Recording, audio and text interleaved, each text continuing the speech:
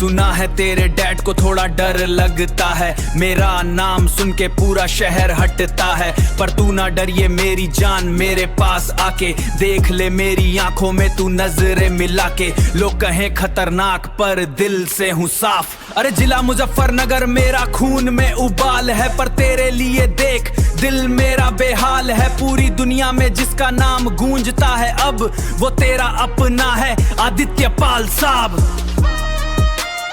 Suit सलवार में तू लगती है कयामत, तुझे देख के मिली है मुझे ये राहत। गडरिया का छोरा हूँ, जुबान का हूँ पक्का, छोड़ूंगा ना साथ तेरा चाहे रोके ये दुनिया। बुलेट पे बैठा के तुझे पूरा यूपी घुमाऊंगा, कोई आंख भी दिखाए तो उसे मैं बताऊंगा। तू मेरी रानी मैं तेरा नवाब, बस तू ही है आदित्य पाल की इकलौती जान। मुजफ्फरनगर आदित्य पाल साहब।